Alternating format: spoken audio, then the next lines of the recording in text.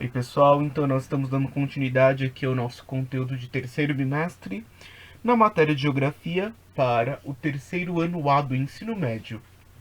Estamos dando continuidade aqui ao nosso conteúdo de Geografia do terceiro bimestre para o terceiro ano A do ensino médio. E aí nesse vídeo a gente vai continuar nossa discussão sobre os elementos da geomorfologia que a gente começou no vídeo anterior, certo? Então a gente vai continuar um pouquinho nessa discussão, pensando então na movimentação e no processo de formação da nossa crosta terrestre. Lembre que o nosso ponto de observação aqui, o nosso principal elemento de observação, está na formação da crosta. Então, nós temos ali na tela os limites de placas tectônicas.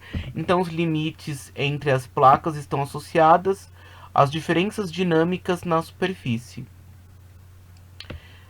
Lembrem sempre que todo movimento da crosta gera um resultado na nossa superfície.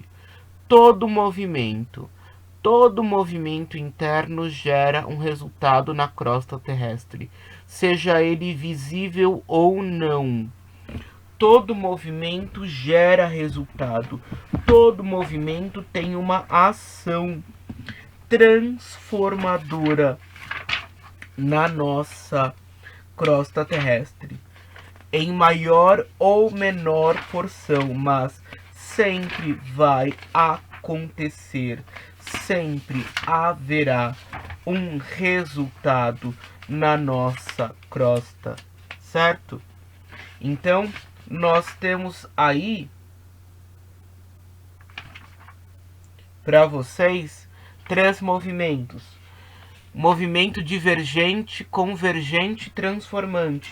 Cada um desses elementos, cada um destes movimentos, cada uma destas ações afetam diretamente a nossa crosta terrestre, certo?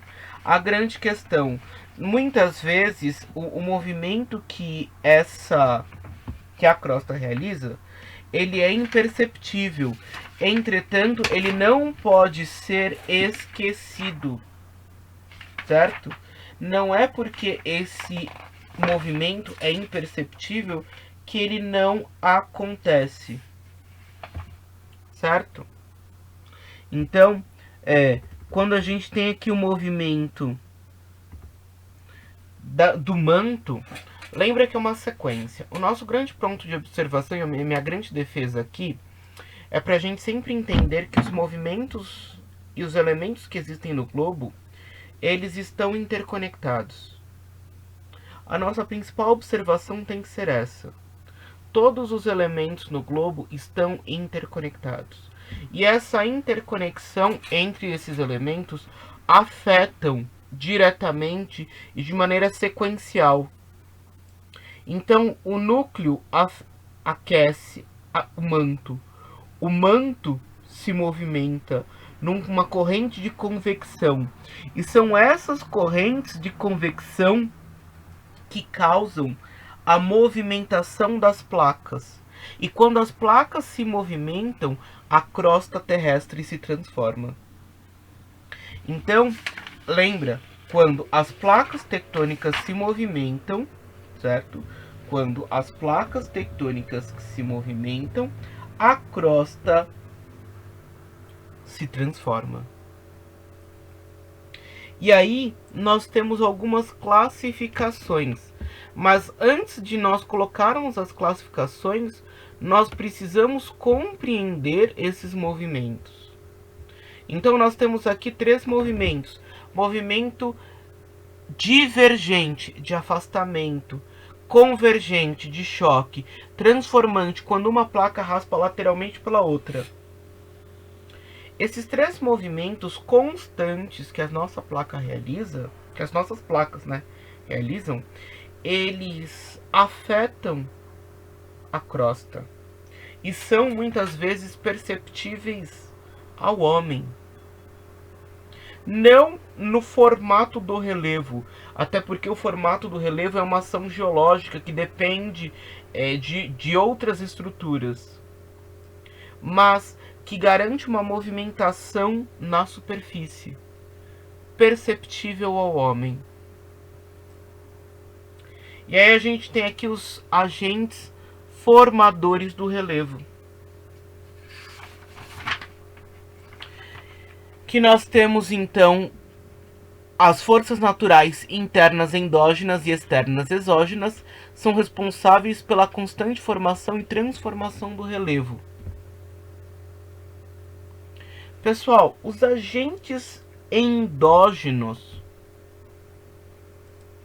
eles estão diretamente ligados à movimentação das placas tectônicas. Até porque toda ação endógena é consequência da movimentação das placas. É indissociável nós pensarmos na movimentação das placas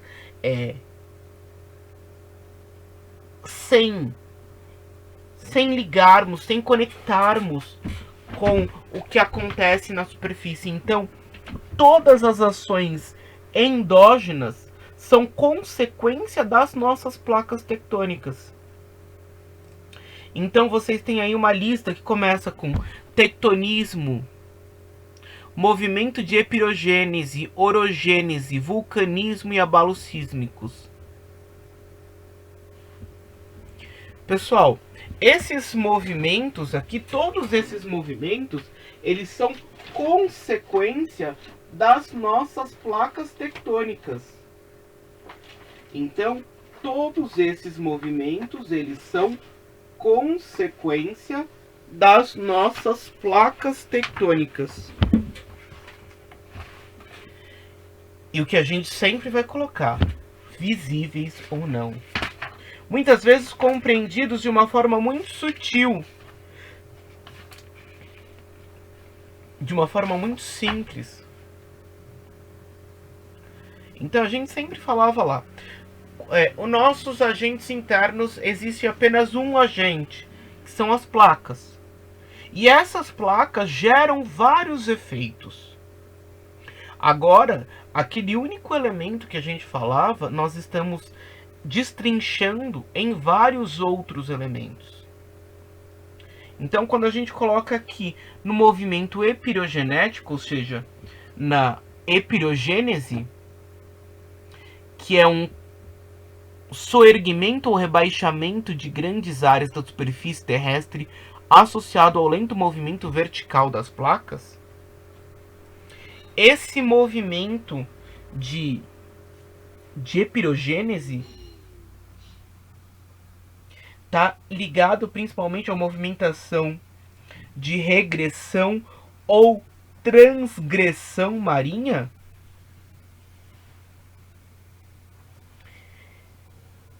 É uma oscilação vertical, para cima ou para baixo. A placa inteira sobe ou a placa inteira desce. Muito ligado à expansão do mar.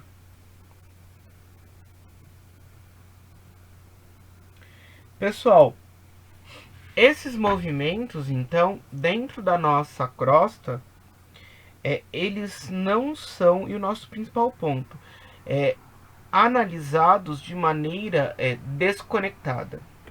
A gente não pode entender esses movimentos, que sejam agentes internos, sejam agentes externos, sejam até a própria ação antrópica, como agentes desconexos. Eu não posso entender os movimentos do globo de maneira desconectada.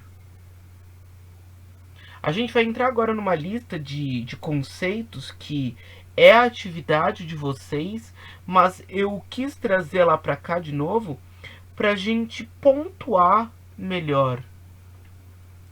Para a gente pontuar cada conceito com cuidado. Destacando então aqui cada elemento. Então, o primeiro elemento que a gente tem aí, o primeiro conceito, é o de tectônica de placas.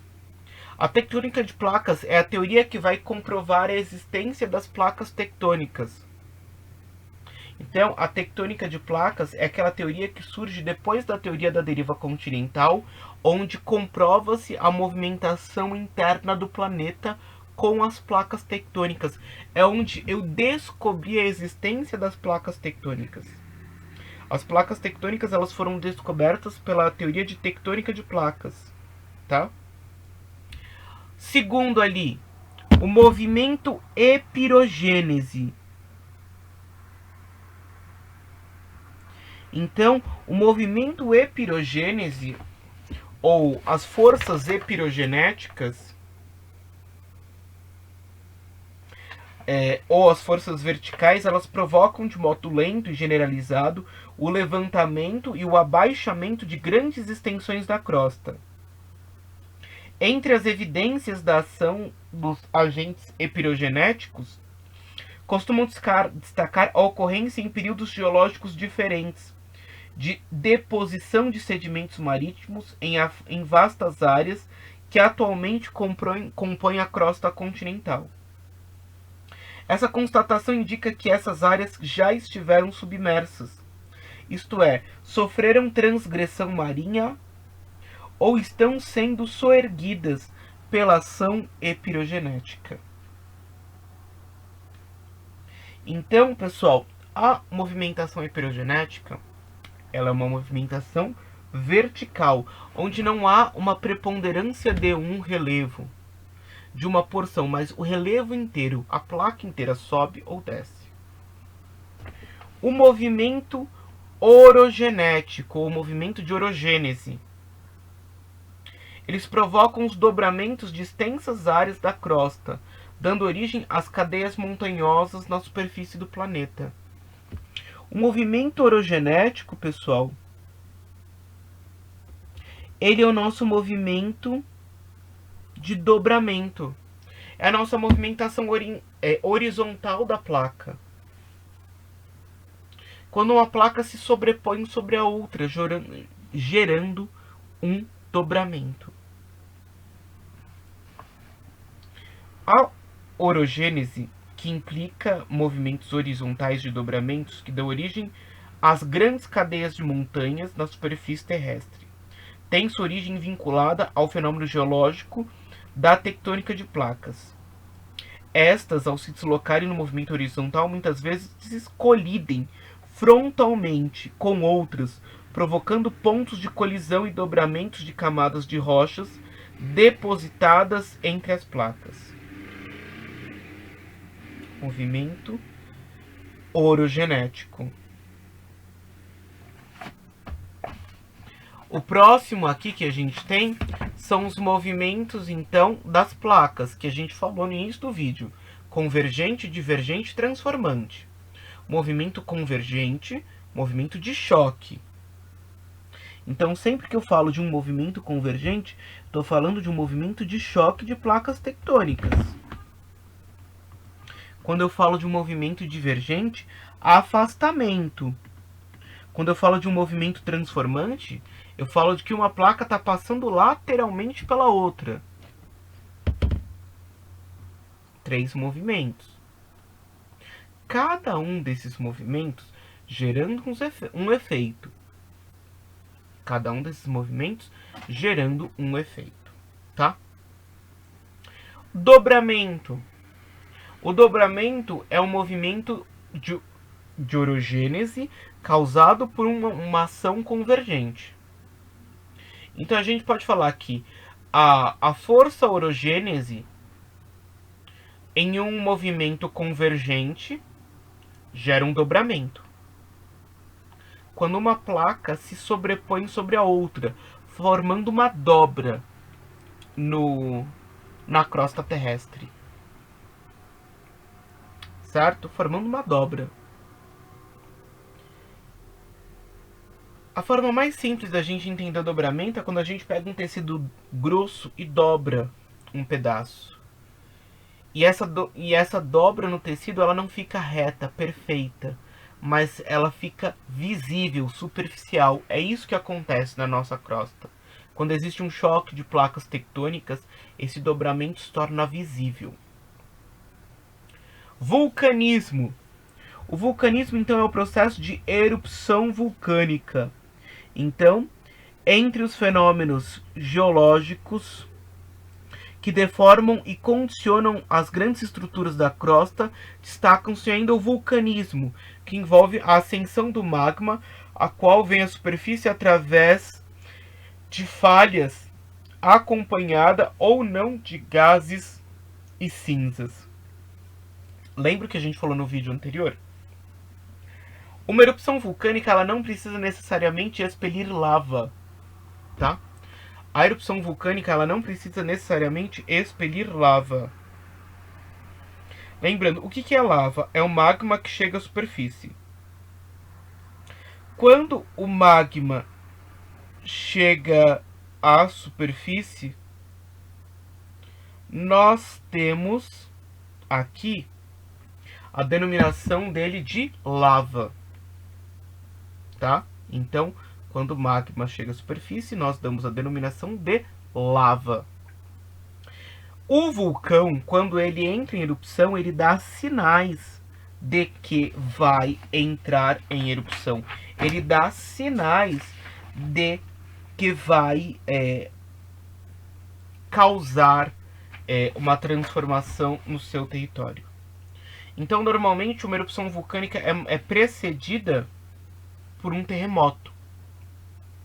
A maior erupção que se tem notícia aqui aconteceu no 24 de agosto de 1883, que foi a erupção do vulcão Krakatoa. Houve 4 grandes explosões. A última e maior delas foi ouvida a 4.776 quilômetros de distância. Até hoje, nenhum som sem amplificação foi ouvido tão longe de sua fonte.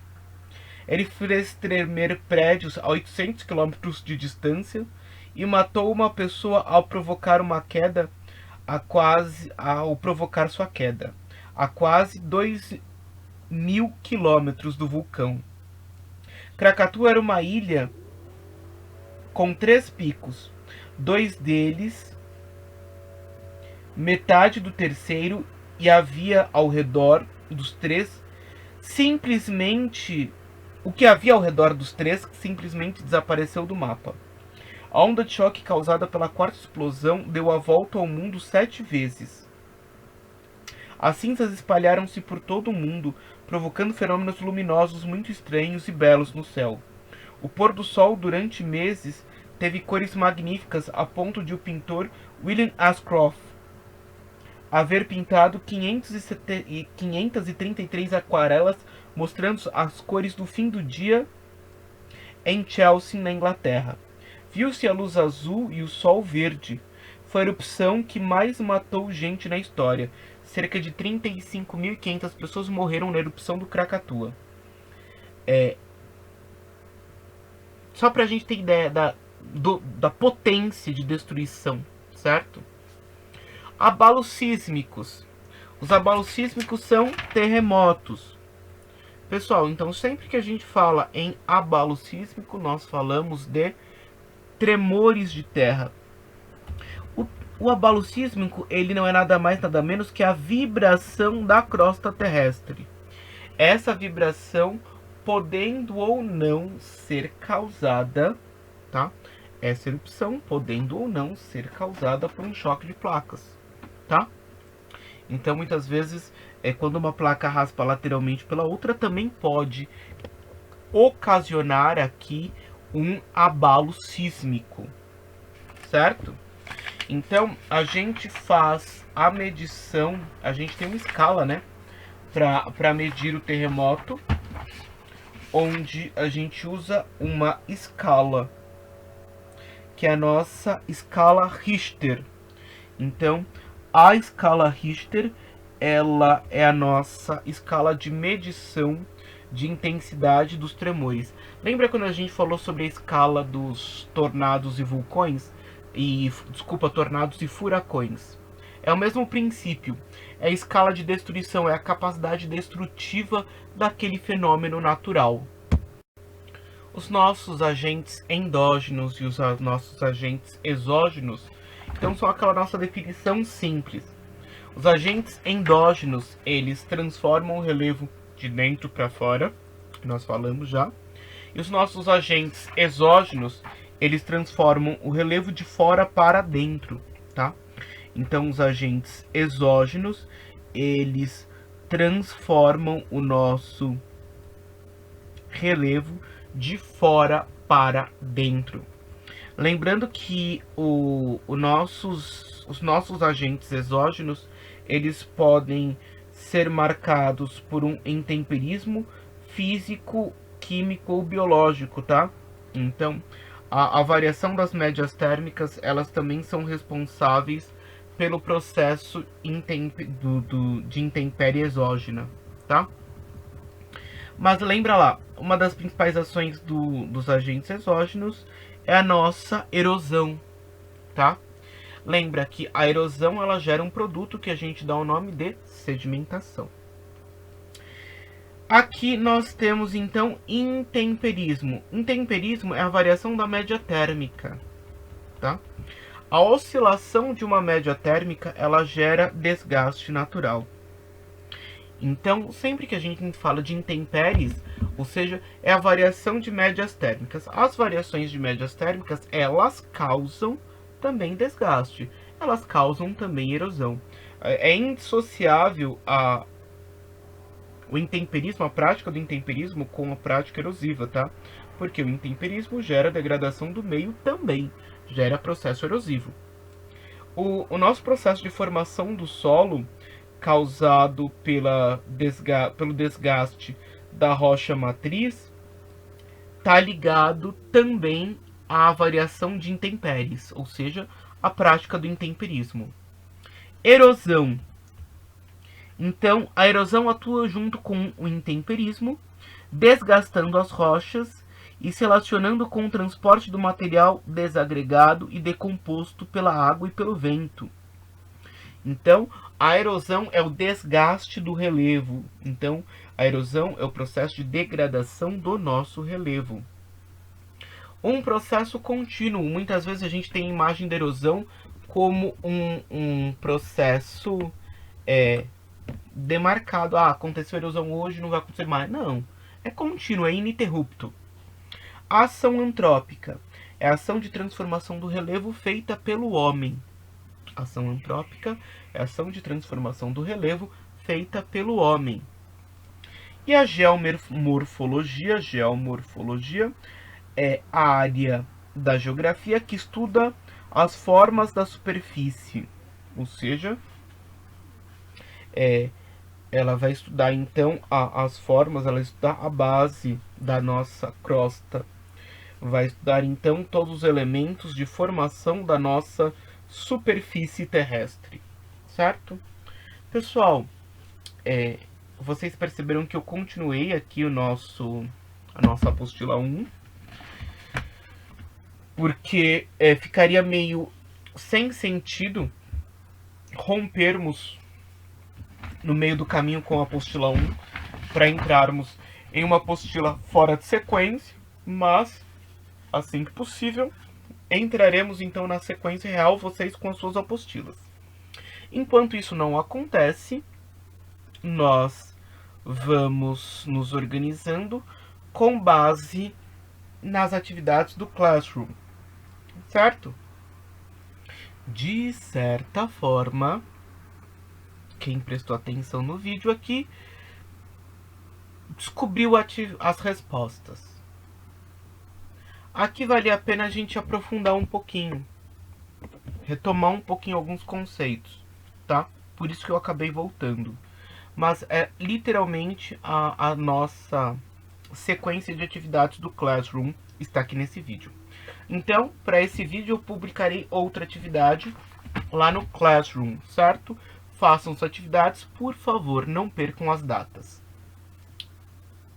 Pessoal, então a gente finaliza aqui mais um vídeo. Tchau, pessoal. Até o nosso próximo vídeo. Até a nossa próxima atividade. Tchau, pessoal.